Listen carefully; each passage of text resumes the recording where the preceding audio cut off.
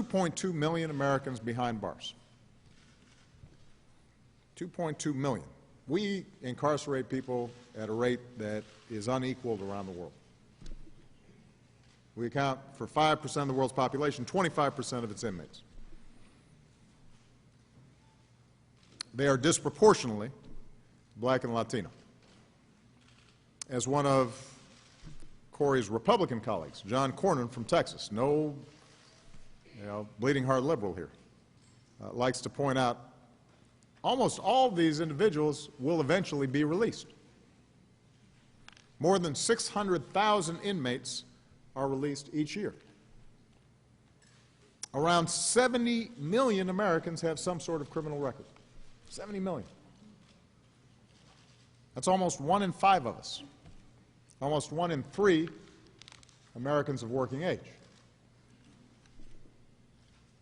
Now, a lot of time, that record disqualifies you from being a full participant in our society, even if you've already paid your debt to society. It means millions of Americans have difficulty even getting their foot in the door to try to get a job, much less actually hang on to that job. That's bad for not only those individuals, it's bad for our economy. It's bad for the communities that desperately need more role models who are gainfully employed. So we've got to make sure Americans who've paid their debt to society can earn their second chance. And as I said before, we spent the day seeing people who are doing just that. Counselors, parole officers, small business owners who are giving folks a second chance. Federal judges who are not only being smart about sentencing, but are also helping to the extent that they're going in their own pockets just to help somebody who's transitioning out get the right clothes for a job interview. I've spoken to men and women who are part of programs like New Jersey STEP here at Rutgers, Newark. You're giving prisoners a second chance to start taking college courses before they're released so that they can re-enter society with marketable skills. And I've had a chance, as I said, to speak with folks who are working hard to get back on track. And I just want to highlight a couple of them. I hope you guys aren't embarrassed if you're here, because I'm really proud of what you're doing. Darrell Rose was arrested for a drug-related abuse charge in 2013, served 6 months in prison. Today he's a member of Integrity House. That's a treatment center that I visited earlier this afternoon, determined to become a productive citizen. And he's getting the counseling and support that he needs to achieve his goals, and Darrell's family is with him every step of the way. So we're very proud of Darrell. I don't know if Darrell's here. You here, Darrell?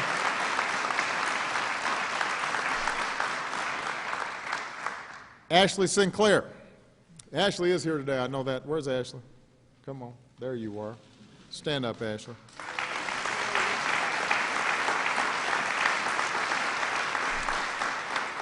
Ashley spent most of her 21 years on the streets and involved in crime. Eventually, she decided she wanted something better for herself, joined a program called Project Hope, impressed everybody with her work ethic. She earned a place in the Newark Department of Sanitation, and today, instead of getting in trouble on the streets, she's earning a paycheck cleaning up those streets. So we are proud of Ashley.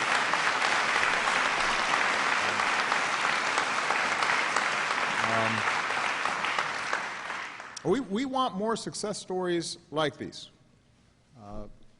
It's good for everybody. It means less crime. It means less recidivism. It means less money spent on incarceration. It means less wasted taxpayer money. It means police aren't having to arrest the same folks over and over again. It means young people are seeing in their community people who are working. That in turn creates economies in those communities that are legal and not just illegal, which creates redevelopment for everybody. And now suddenly businesses have more customers, which means they're hiring more, and you get a virtuous cycle. And that's why today we're taking 2 new actions to create more success stories like this. These are actions that I can take as President through my executive authorities.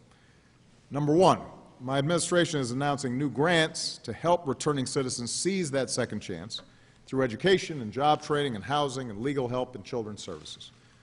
So the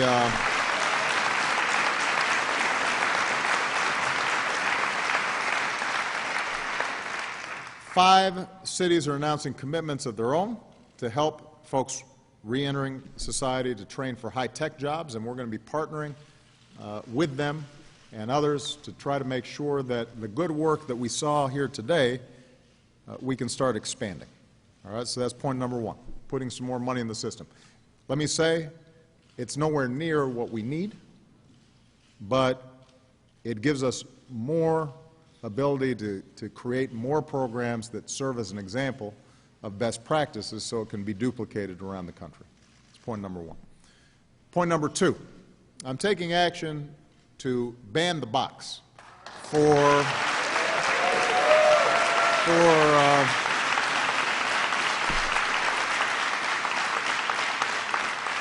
the most competitive jobs at federal agencies. Now, the federal government is a big employer, as you know. And like a lot of big employers, on many job applications, there's a box that asks if you have a criminal record. If you answer yes, then a lot of times you're not getting a call back. And we're going to do our part in changing this. The federal government, I believe, should not use criminal history to screen out applicants before we even look at their qualifications. We can't dismiss people out of hand simply because of a mistake that they made in the past. And I have to say that although this is something that I can do on an executive basis, this is an area where Cory Booker, working with one of his Republican colleagues, Ron Johnson, are working to try to pass federal legislation, a ban-the-box bill that's working its way through the Senate. I believe Congress should pass legislation that builds on today's announcement. And keep in mind, some really good, really successful companies are already doing this. Walmart, Target, Koch Industries, Home Depot, they've already taken action to ban the box on their own. And 19 states have done the same. So my hope is that with the federal government also taking action, us getting legislation passed, this becomes a basic principle across our society. It is relevant to find out whether somebody has a criminal record. We're not suggesting ignore it. What we are suggesting is when it comes to the application, give folks a chance to get through the door. Give them a chance to get in there so that they can make their case. Now, this is not just the only step that we can take. Just 2 weeks ago, Cory, other Democrats and Republicans moved through the Senate a bipartisan criminal justice reform bill. This is a bill that would reduce mandatory minimums for nonviolent offenders. It would invest in law enforcement. It would reward prisoners with time off if they complete programs that make it less likely that they will commit crimes in the future. And there's a similar bill working its way through the House. I urgently encourage both the Senate and the House to pass these bills. It will not completely change the system overnight, but it will lock in some basic principles that we understand are going to make us a fairer and safer society over the long term. And I am very proud of the work that those legislators are doing. I'm especially proud because it's not typical that Democrats and Republicans get together on useful legislation. Let's face it. But this is an area where we've seen some really strong bipartisan work, and I'm very encouraged by that. There are so many Americans who desperately want to earn a second chance. And I already mentioned Darrell and Ashley. I'm going to call out one other person, Daquan Rosario. Where's Daquan? He's looking very sharp in his suit today. as Daquan.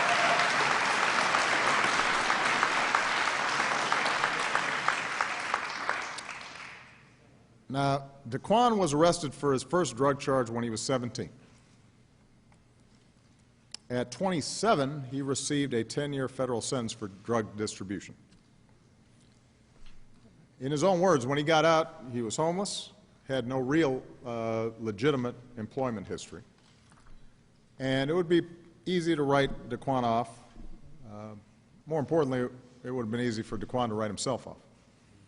Or at least to say, there's nothing else I know, this is the path I have to follow. Going back to the drug trade that, unfortunately, he had been raised in. But something happened inside of Daquan. So he had a motivation to say, I'm going to change, which is really hard to do at 37. It's even harder to do if you've been through a decade or more of prison. So he got involved with a Justice Department program called Renew. The federal district court judge who presides over this program, Madeline, stand up. I just want to give her a credit.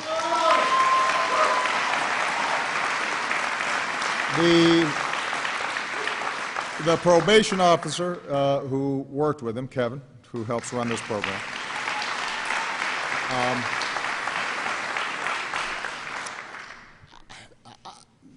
this isn't my formal remarks, but I just talked to him. I just think everybody needs to understand what happened here. So with the help of our U.S. Attorney, Paul Fisher, is it right here? Paul, stand up. The Justice Department, the federal district court judge, the probation officer, they all set up a system in which Daquan has a community encouraging him to move forward. If he doesn't have the right suit for a job application, they're helping him do that. If he doesn't have enough money to eat that week, they're seeing if they can scrape something together. If he's interested in going back to school, what happened was that these folks helped to scrape together school fees for him, including through the second chance dollars that we generate through the Justice Department. And as Daquan just told me, he said, look, I'm not saying that everything's easy. You've got to want it yourself. But because of the investment of these people who are calling him and bringing him in every couple weeks, and Kevin, his probation officer, is problem solving with him on an ongoing basis, Daquan found a job in medical transportation. Then he pursued his EMT certification. Today he is an EMT in Essex County, and instead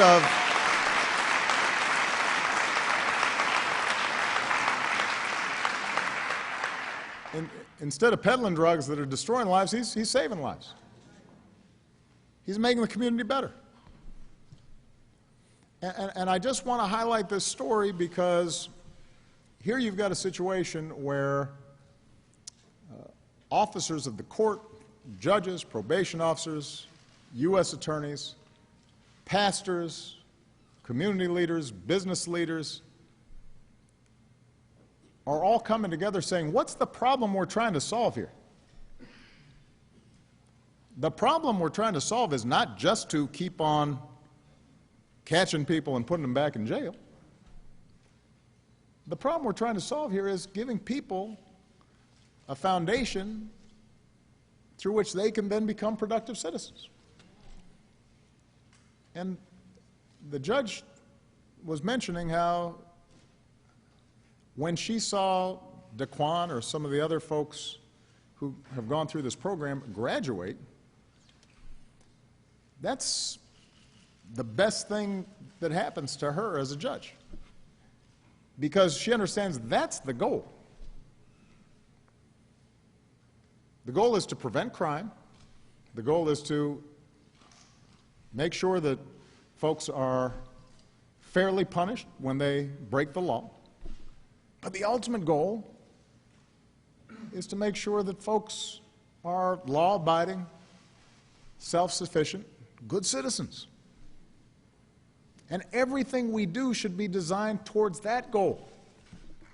And if we're doing a good job there, then crime will go down, and it will stay down. That's our goal, where everybody has a chance to contribute. And that's what these outstanding folks that I met with here today are committed to.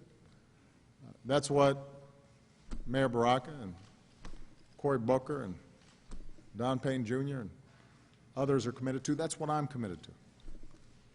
This is not easy. And as I've said before, we can't have the criminal justice system carrying the entire load of solving all of society's ills. We're a lot better off if we catch Daquan when he's 5 or 12 or 18 than when he's 37.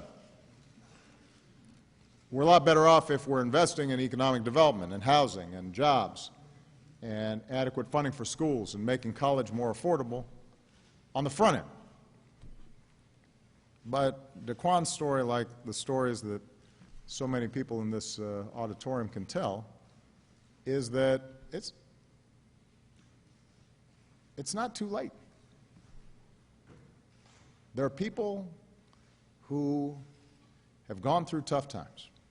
They've made mistakes.